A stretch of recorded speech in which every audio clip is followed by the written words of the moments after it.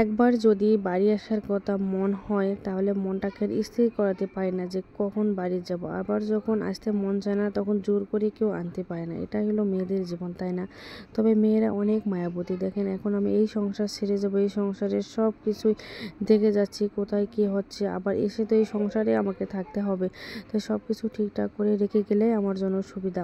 তাই সব কিছু ঠিকঠাক করে রেখে এখন আমরা স্টেশনে চলে আসলাম, কারণ আমরা আজকে চলে যাব। ছেলের স্কুল গতকালকে বন্ধ দিয়েছে আর আমরা আজকে চলে আসব, কারণ ছেলের স্কুলে দেওয়ার পর থেকে আমার আর কোথাও ওইভাবে যাওয়া হয় না। গেলেও 1 দিন 2 দিনের বেশি থাকা হয় না, কারণ বাচ্চারা কিন্তু অনেক খুশি। দেখেন এরা নানু বাড়ির কথা শুনলে অনেক খুশি। জানি না বাচ্চারা এমন কেন, সব বাচ্চাই শুধু নানু বাড়ি যেতে চায়। দাদু বাড়ি কী অপরাধ করছে যে কোনো বাচ্চায় দাদু বাড়ি যেতে চায় না? কারণ নানু বাড়ি এমন একটা বাড়ি যেখানে বাচ্চারা অনেক আনন্দ পায়, অনেক সব দিক দিয়ে ওদের ভালো লাগে। কিন্তু দাদু বাড়ি এমন এক জায়গা, সেখানে শুধু কি বলবো, আর না বলি থাক।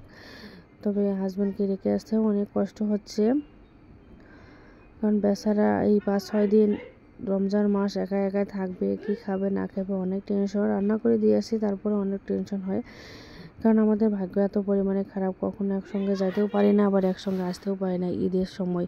কারণ আমাদেরকে আগে আসতে হবে, তাকে পরে যেতে হবে, আবার সে আগে আসবে, যাওয়ার সময় আবার আমাদেরকে পরে যেতে হবে।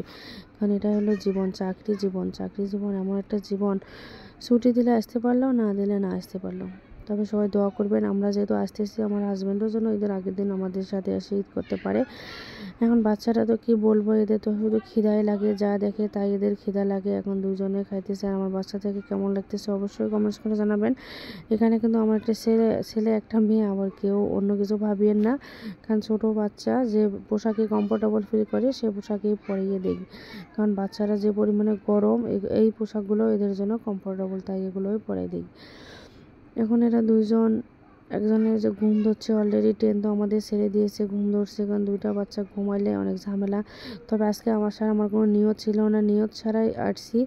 এখন আমাদের ট্রেনের টিকিট একদম নর্মাল টিকিট পাইছি, বাজে টিকিট যা আমার একটা জীবনটা এবার শেষ করলো এই ট্রেনের টিকিট, কারণ কোনো ভালো সিট পাইনি।